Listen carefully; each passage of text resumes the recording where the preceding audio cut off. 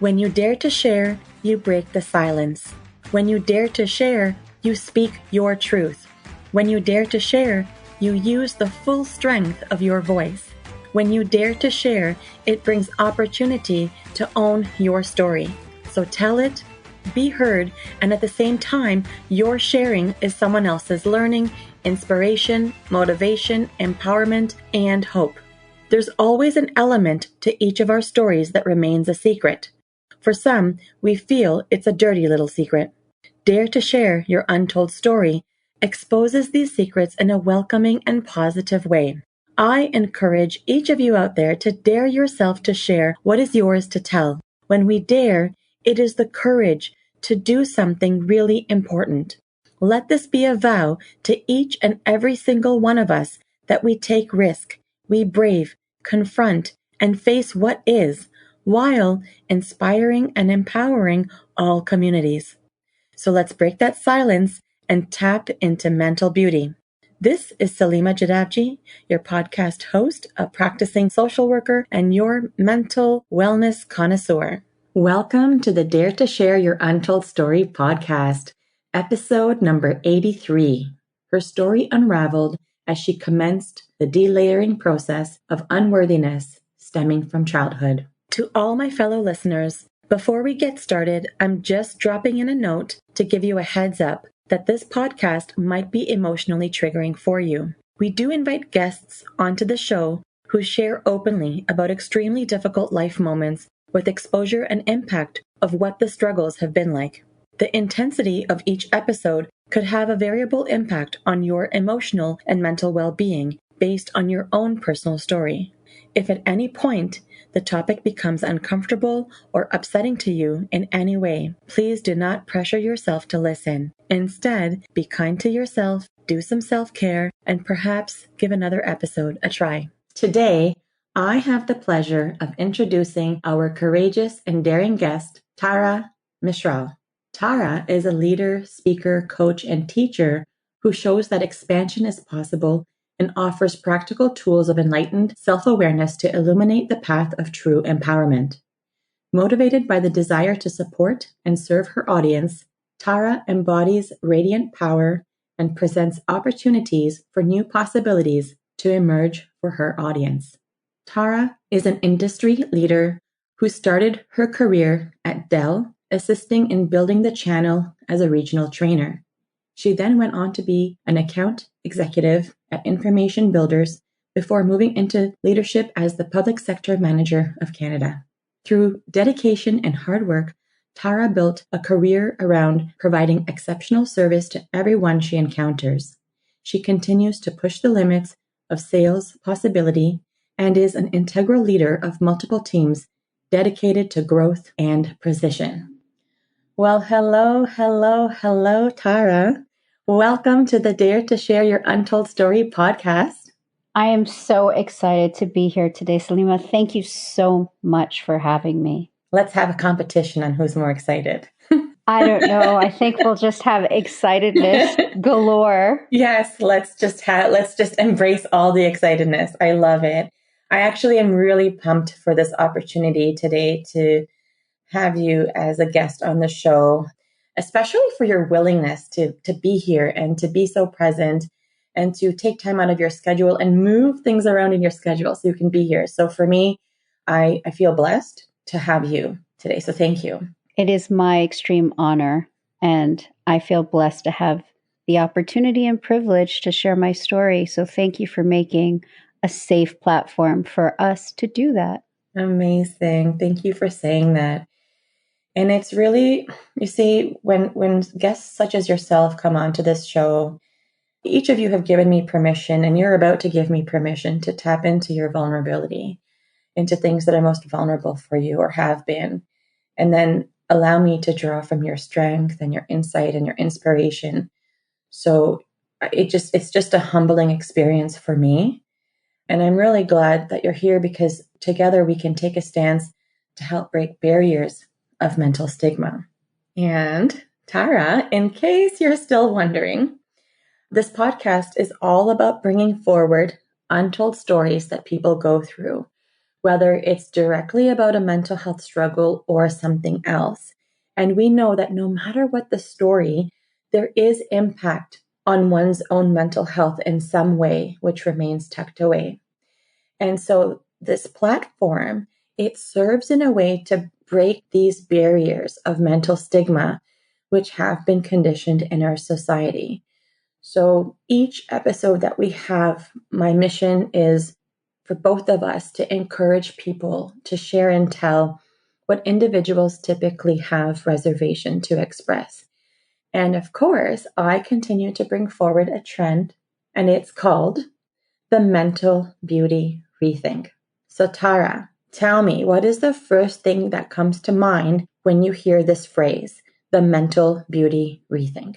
I love it because I feel that for so long, mental health and mental illness have been something that have been ignored and not really given a space to explore because it has such a negative undertone. The beauty of what the mental beauty is, not to use beauty so much, but the niceness of that is that we can really dig into it and see that even if we're struggling with something or if we are going through our ups and downs in life with our mental health, there is beauty in all of it because all of those moments are what create the individual that we are, the skin we walk in, the soul that we represent, everything about us. So by having it classified as an illness or always feeling like it's something is wrong with you, we don't really get to explore the other side of it, which is the beautiful side that the struggles create on the end. And, you know, just reframing it with the beauty context, I think also makes people more willing to share and talk about it and bring to light some of the things that they could be struggling with or even come on the other end of that we need to hear about. You nailed it and then some. Thanks. It's really great because, yeah, first of all, yeah, there's definitely the intention was to create this idea where there's more openness and willingness for people to just take a crack in, tap in and see what's going on for themselves. And also an opportunity to recognize that mental wellness, just like physical wellness, you go through ups and downs through these experiences. It influences us to be who we are as a whole, right? Like the sum of all these parts, right? Your take on it and just the way you coined it and positioned everything, it just is so clear that the message is getting out there. So I get excited every single time I ask people this question. So thank you. You're welcome. Amazing. So Tara, are you ready to unravel with me today? I can't wait. Amazing. I'm like, excited. Please, let's go before I lose my nerve. Oh, no. Well, then in that case. Just kidding. But yeah. Okay. So then here we go. Question number 1. Without further ado, give us that newspaper headline of how you would title your untold story. How would it read? First of all, I love this question, and it took me a minute to think about it. But mine is Phoenix Rising, Unleashing the Wise Feminine Warrior Within.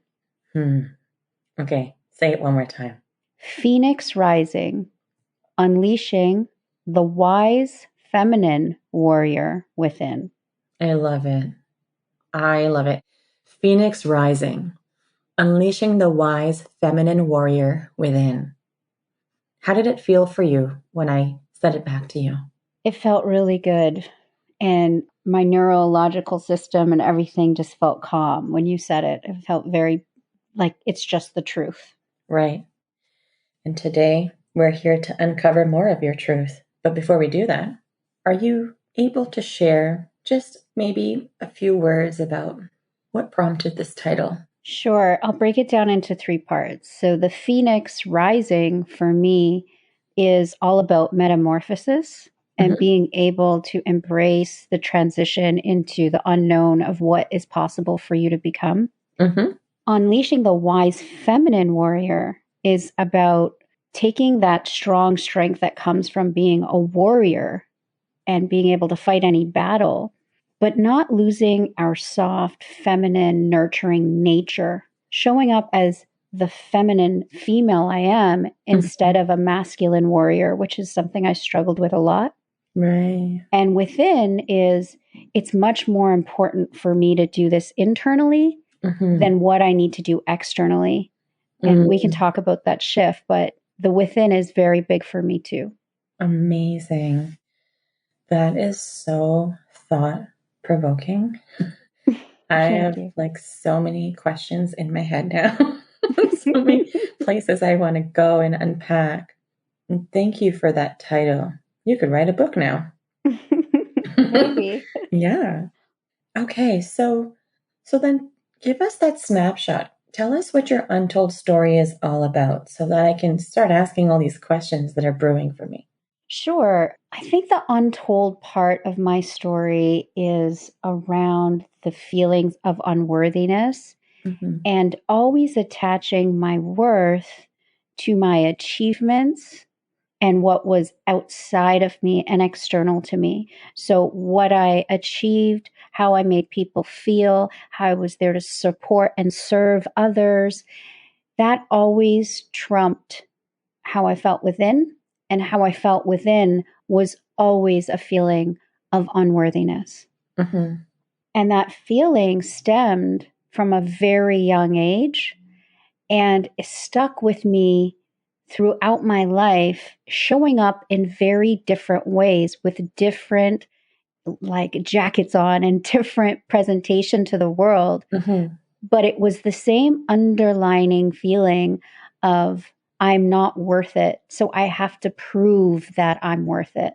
Right. And so when you say from a very young age, how young are we talking?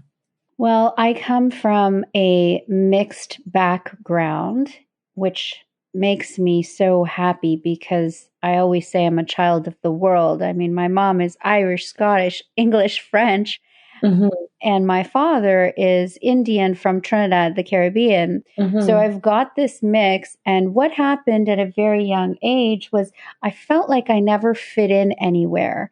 I didn't fit in when I went to temple to pray with my grandma. And I didn't fit in school when I went to school. And those feelings also added to a lot of weight increase. And so I felt unworthy from a physical, feminine perspective. There was a lot of trauma at a very young age that happened that I was trying to hide. And so the weight was my protection from that. So that's how it showed up physically, what was happening emotionally. And that further made me feel like I didn't fit in. And people, the kids in school, you know how they are, they would make fun of me and they would. And so, I kept trying to find my spot through the trauma, through the feelings that I couldn't fit in, through constantly feeling like my parents worked really hard. And so I was home a lot with my grandma. And none of the situations I was in, I felt like, okay, this is home. It always felt like I didn't fit in. And what ended up happening was I started to take that weakness and kind of become, the one who would take care of everyone else because I didn't feel like anyone in school like was taking care of me. And then I got this title of like being aggressive. And really what I was trying to do was just protect others from feeling how I felt. Right. Right. And what age? What age was that? Like when you started to kind of recognize that you need to protect the people around you and that you might have shown up a bit more aggressive. What age was that? I felt that from a young age. My mom was really, really close to her mother and father. I used to call them mom and dad too, because they were just like always around. And we lost her dad when my mom was extremely young and I was very young, but I remember him so vividly. And I remember losing my grandma when I was 9, just turning 10. And having those critical role models also leave our life had a big impact on my mom and on the family structure. And so I was always trying to show up and feel like I had to protect her. And of course, my mom was a very strong woman. So I was out of place, right? So then I would get in trouble at home because it's like, I'm not listening, I'm not behaving. And then I'd go to school and, someone would be picked on and I would be like, oh no, we can't have that happen because I know how it feels. Right. So I'd intervene and then I'd go to the principal's office and then it just became this persona of being like the tough girl with the baggy clothes that was acting like the guy. And that kind of just, it followed me throughout until I got to high school, actually. Okay. That tough, I got to be a very strong fighter mentality. So would you say that it kind of was like an identity crisis? I would certainly say that, yes. Yeah. And then so I started to become a little bit like a chameleon. And that's sort of where I guess the mental health comes in, or the mental beauty of it all, because it wasn't working. And so I was trying to find a way to make it work. And how it worked was I became friends with everybody.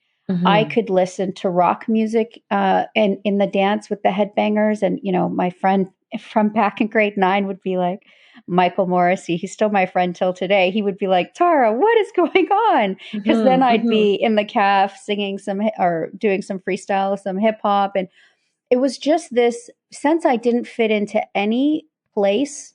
You were trying to go everywhere and like be everything to everyone. You got it. Right. Look at that theme following you. Look at that theme following you in so many ways. Right. There was a couple of things that sort of changed the trajectory for me from thinking that I was not worthy and not good enough to finding a little hope.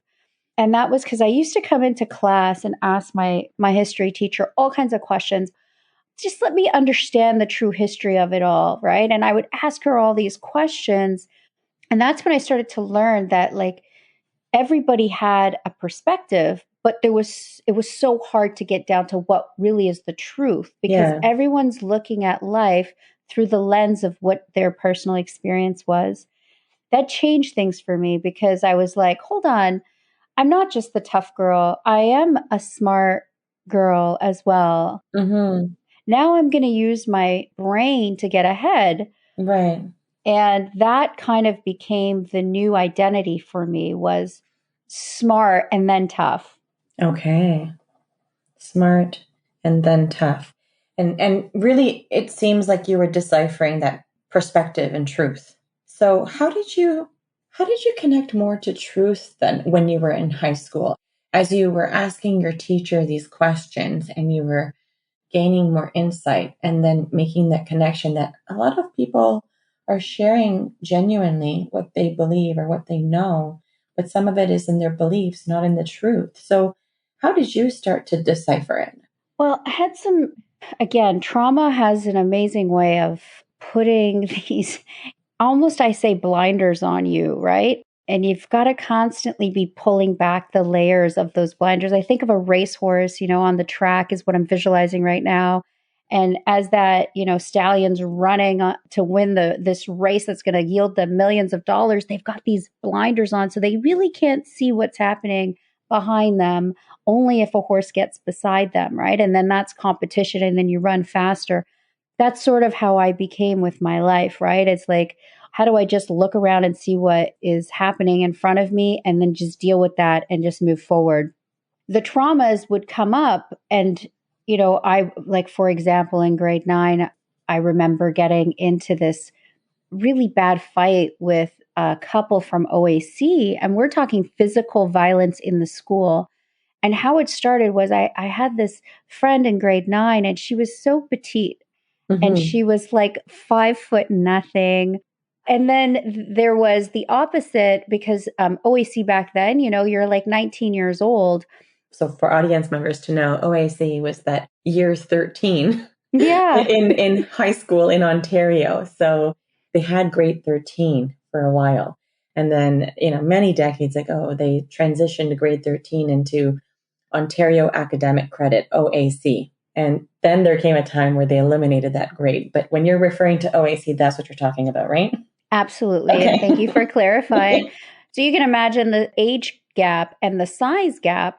And what ended up happening was she was bullying this younger girl, basically. And I had kind of just said, okay, guys, just calm down, everybody just relax. But she ended up pushing me and then grabbing my hair. And then we got into a physical altercation. And her boyfriend at the time was wearing steel toe boots and he kicked me in my nose. Oh my goodness. And there was blood everywhere throughout the high school, the corridor. And I'll never forget that no one came to stop him. This is a 19-year-old man kicking a 14-year-old girl in the face, and no one came to stop them. And maybe it was because some of them thought that I was so tough. But all that did for me was reinforce that I had to always have my own back. I had to take care of myself as well as others, but then no one was going to take care of me. And what that really meant was that I didn't feel safe. Right. I got suspended and this gentleman got suspended. But that type of physical violence from a grown man to a child, it never truly left me. And that sense of feeling unsafe, I didn't realize, but it played a critical role in my dating after the fact as well. I'm inching with some curiosity about something, if it's okay for me to ask. Please do. Yeah. So we were talking about the feelings of unworthiness and how deeply rooted they are, and this theme of not fitting in and all the different ways that you experienced that, and really feeling unsafe and the trauma blinders. At any point, was there any connection to feeling like there was a theme of abandonment? Absolutely. Yeah. Can you speak to that a little bit? I felt that the people that I trusted most were unable to provide the safety that I needed from a young age. And that left me feeling like I had to take care of myself. I mean, unsafe is the biggest word I can use because it is woven through my life in so many different areas. But that feeling of abandonment, it comes after feeling unsafe. It comes after feeling unworthy, and it ties the two together. I've spent a lot of time and work trying to overcome that. And perhaps that's part of why I'm still not in a relationship today. Thank you for sharing that and exploring that with me, how it sort of followed you into relationships, intimate relationships. Yeah. And even like it impacted me with my friendships and my relationships. Okay. At the time, what I didn't realize, the chameleon is great because they are the life of the party and they can understand and they can sympathize and empathize. But the chameleon can forget what home is. What is its true color? What is its true state? And so that was something that from a very young age I was impacted by, was this chameleon personality and trying to find my compass as to what were my values, what was my guidance, what did I believe in. And so after that, getting kicked in the nose, there was two things that came out of that. I've never shared this publicly, but I'll share it with you. Sure. I joined a gang, right? Okay. I had hung out with these group of girls. Some of them were coming in from LA and they were these beautiful Spanish women. And I got intoxicated with this idea of being part of a community and being safe. And then people started getting hurt and I needed to get out. And my safety was once again at risk because if anybody left, there was a certain protocol that happened that generally meant they were in the hospital after they left. Let's just leave it at that. And I had to be brave and I had to say, no matter what, this is not what I signed up for and I'll have to find safety somewhere else. And I didn't use the word safety at the time, but I remember telling my best friend at the time, I'm like, this is not going to work for me and I'm ready to stand for the consequences. And did you? Yeah, I did. And the chameleon in me came in. There were other groups in the school that came and sort of stood by me and created a unity that this is what was best. And if we all couldn't resolve it peacefully, then it may have escalated into something else. That was the first time that I can remember just like being so scared to stand up for my truth. Was that the first time? Do you feel like that was the first time you stood up for your own truth? Yes. And how did that feel? Your first time standing up for your own truth? Well, I was scared, and fear was like in my face. And we're talking about people not only could beat you up, like there's weapons, there's just a lot that could have happened. While you were in the process of standing or choosing to stand, it was all fear bundled, right? Yes. And it was like unraveling this fear. And then as I did it, it reinforced for me that as long as I were using my values to guide me, I would be okay. The safety didn't come from external. It came from me leveraging my values over everything else. And that's where the within comes from. Yes. Lady warrior. Oh my goodness. But what was really funny on the other end of that, at the same time, I had this grade 9 math teacher. And in grade 9, in the beginning of the year, I had like 50s or 60s. I remember we were in the auditorium and I'd seen people walking across the stage who had gotten the honor roll. And I said, I think I want to do that. I said to my grade 9 math teacher. And she looked at me and she giggled. And she said, come on, Tara, you're a 50 student. And this is the second time I stood for myself, because at the end of the year, I was on the honor roll. And I wanted to make it abundantly clear that it wasn't because I was incapable. It was because I was lost and I wasn't engaged and they weren't challenging me enough. So by her saying that, it was one of those, okay, I'm going to show you moments. And after that, I remember a similar thing happening with like student council, where literally they didn't let me on student council, and the whole like school, I had like 700 names, signed a petition so I could be on student council. And so that feeling of standing up for myself started with, the gang. It went to showing that I could do it on the honor roll. It went to showing I could get into student council.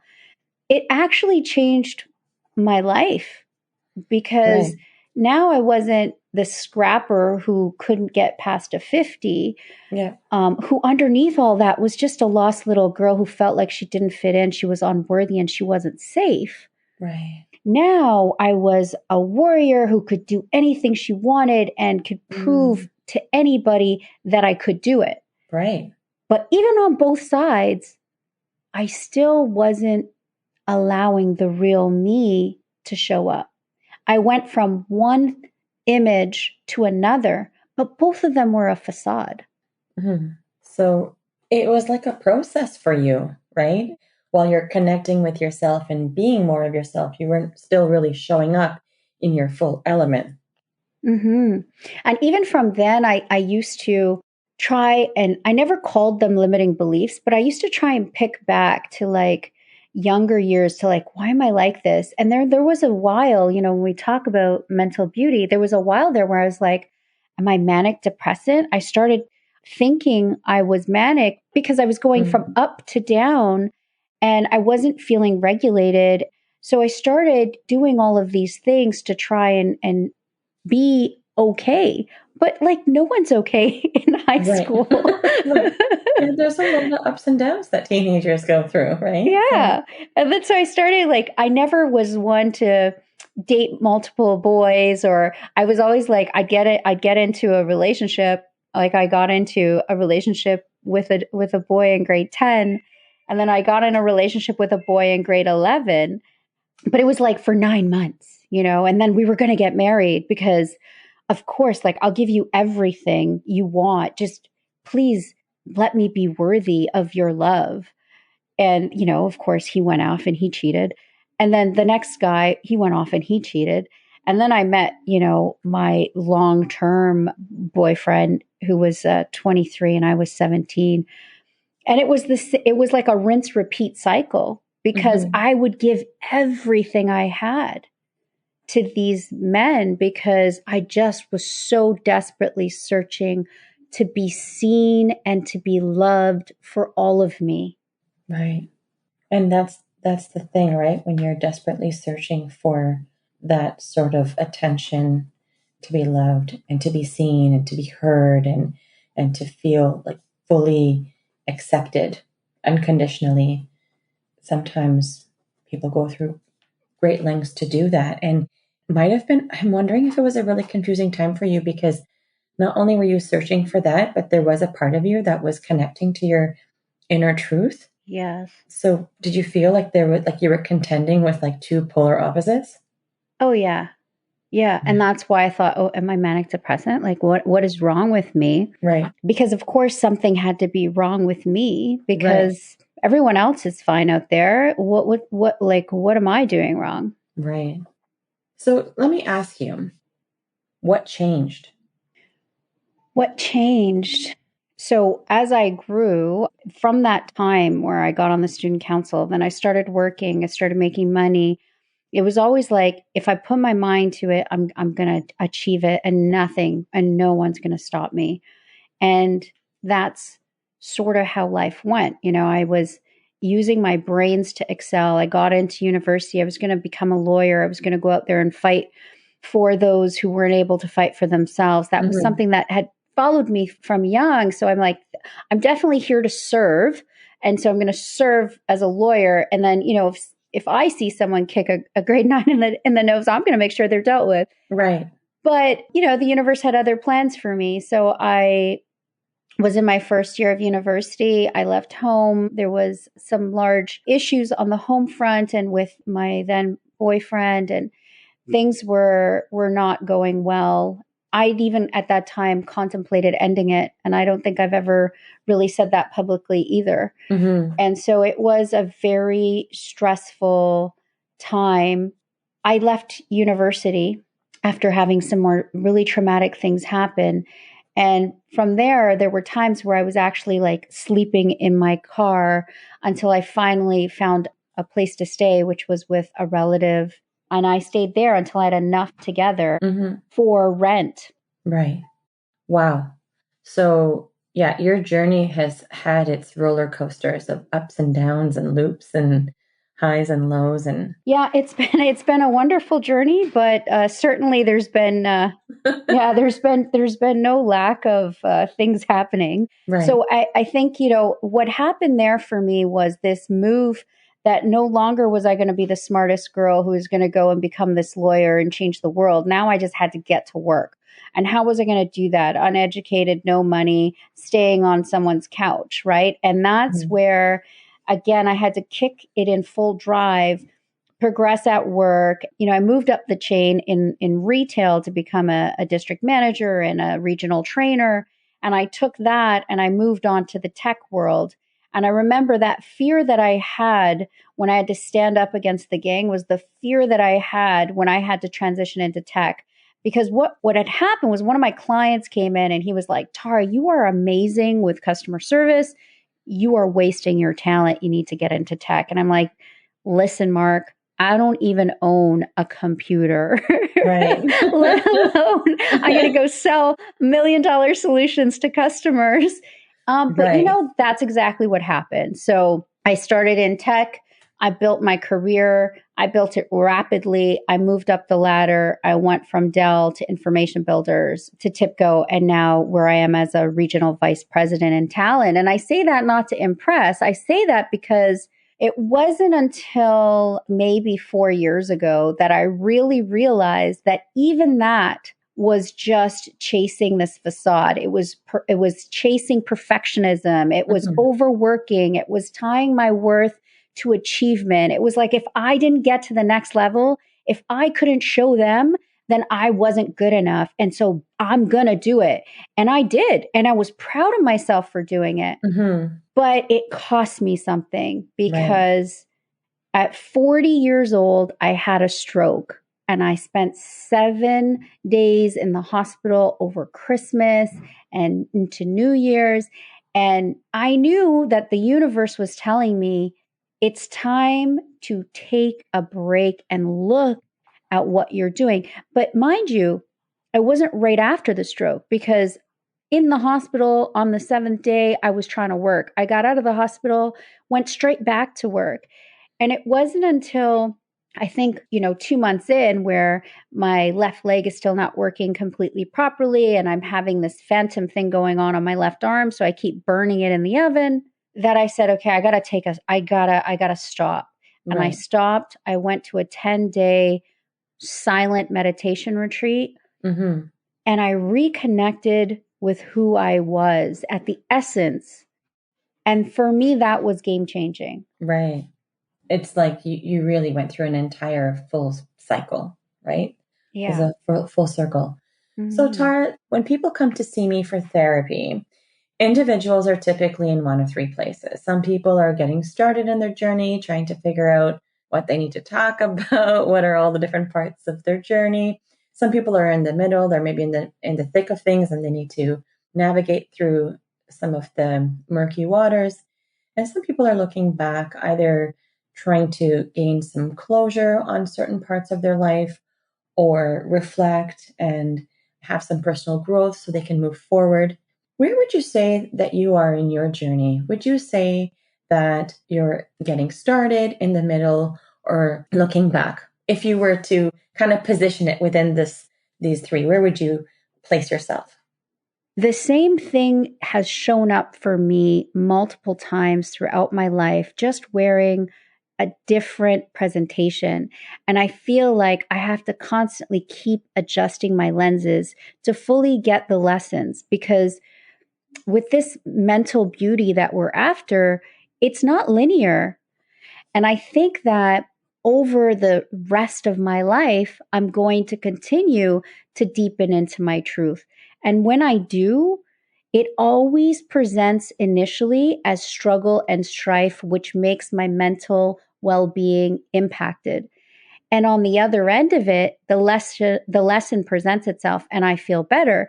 But there's always that in between stage that arises through every lesson that I'm learning. And I don't think that that's going to stop. It's like I keep peeling the onion layer after layer, and I think that it's done. And then I realize, no, like I'm not even at the core of it yet. So if I had to pick a beginning, middle, or end, I would say the middle. And I guess it will continue to unfold. And hopefully I'll get to the end before this life is over. But I don't know if that's truly going to happen. And I'm okay with that, because I continue to learn about myself and about others. No, it's your story.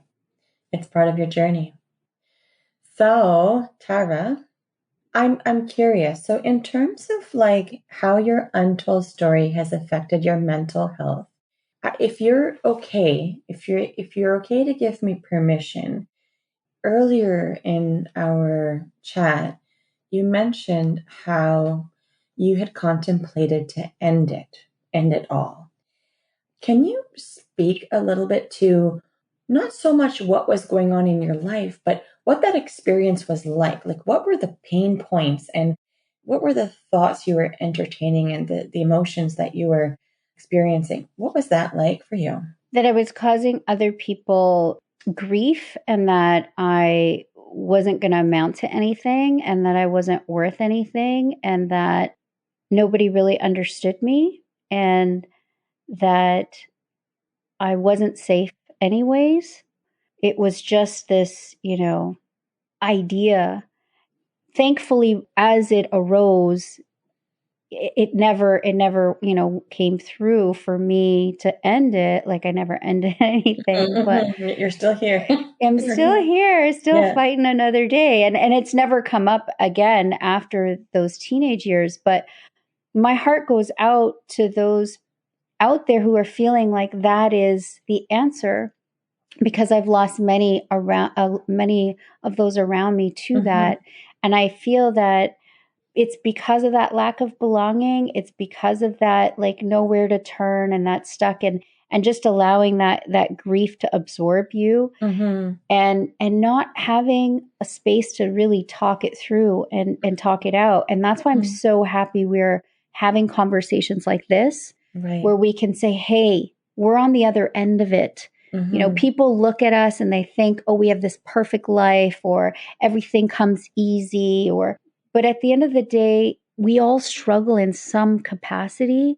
And if we can just listen to others and give them that space and listen with curiosity, sometimes that can make the difference between them staying around and them choosing differently. Right. Absolutely. Okay. So, Tara, what is your key message to the listeners of our show? It sounds like you're starting to give a message. So, based on your story that you've shared, what do you want people to know?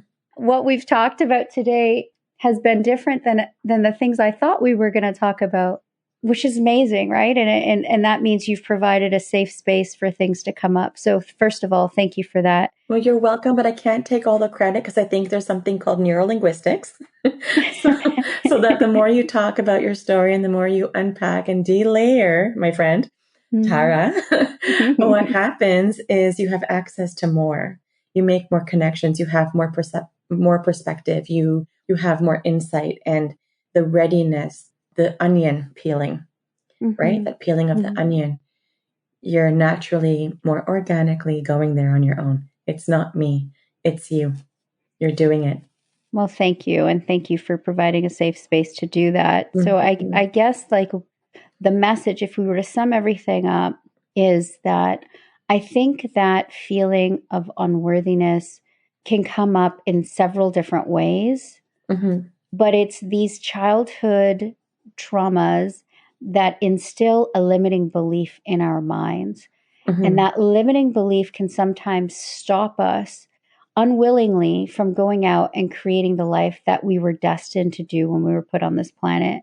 So when I go back to my tagline or my title for the newspaper, the Phoenix Rising is like, be okay with the metamorphosis of life, of not knowing what necessarily tomorrow is going to bring, but trusting enough in yourself that you're going to shed and you're going to be reborn several times in this life if you allow yourself to do that. And you can leave the limiting things behind and create something and grow into something more beautiful and more powerful. Unleashing the wise is, again, being able to listen to your internal compass. What are your values? What are your morals? What do you want to create? And what do you want to stand for? And using that to guide all of your decisions. That will help keep out the outside noise. And as a woman, I have to point on the feminine warrior, because as we progress, many of us women have felt that we've had to contort ourselves into a box and play an image as to what others want to see. And when we're, let's say, breaking out of that box to professionally go after a VP title or a C-level title, or breaking out of that box to not have children or to travel around the world, we have to do that with a certain energy. And I used that energy for a long time, as I said, until I became 40. Now I understand that it's okay for me to be soft and to be pretty and to wear bright colors and whatever, how femininity shows up for me, to still be nurturing and to be compassionate and to have empathy, and use that with the warrior, with the strength, and coupled together. I feel like that encompasses all of ourselves, and we can definitely push further.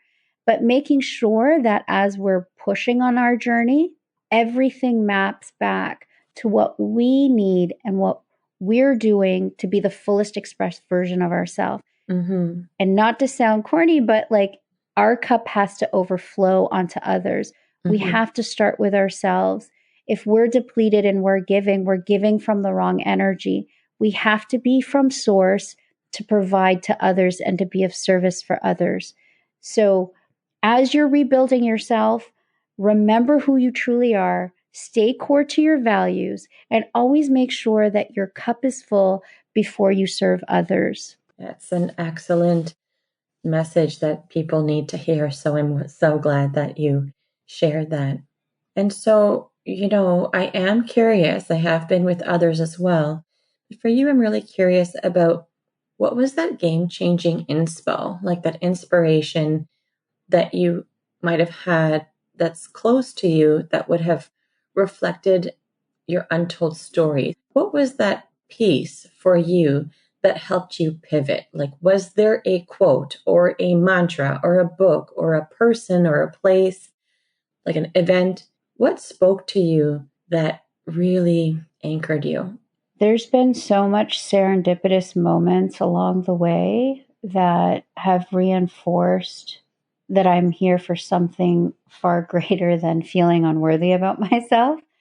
But I think the latest, most pivoting thing for me wasn't having the stroke. It was probably on the other end of the stroke when I sat in that silence retreat and I reconnected to my soul and myself. And in the quietness, there was just so much noise. And I think at that moment, it's when I really realized how much noise goes on in our head that's all self created. Mm-hmm.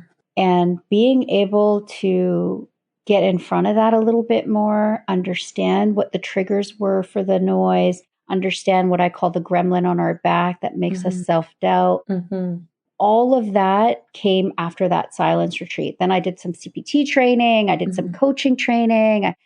After that silence retreat, I guess I emptied out enough room of noise to actually hear what was important. Right. And then to go study and understand how to listen to what's important more by quieting my triggers and my traumas.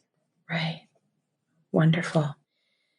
And so then what is an organization or a cause that has been impactful to you on your journey that you might want to give a shout out to? Who are they? I would say the Vipassana meditation. Where you did your silent retreat?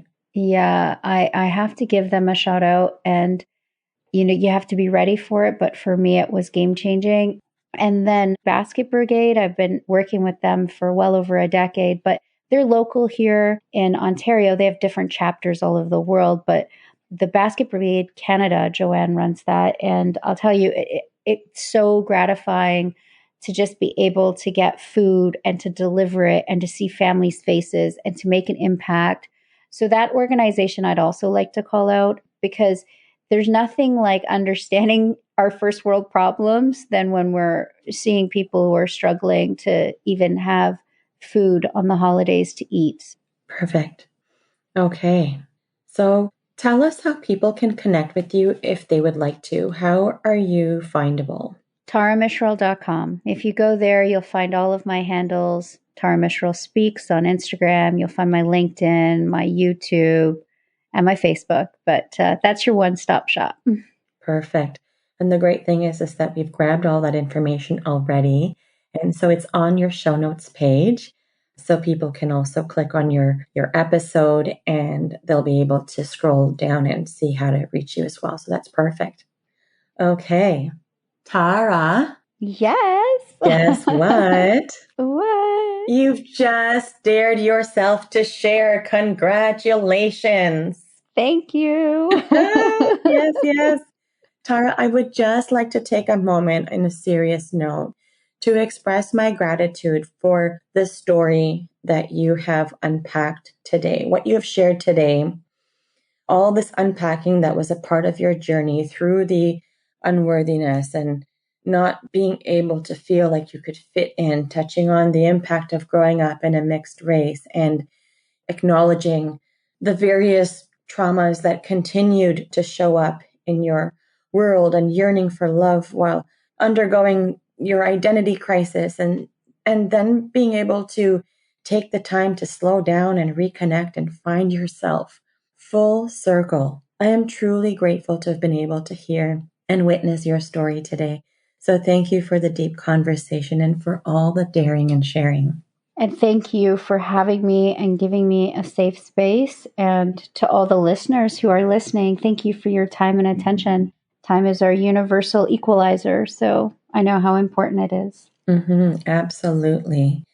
And once again, Tara, thank you for being part of Dare to Share Your Untold Story and helping to be a voice in breaking down the barriers of mental stigma.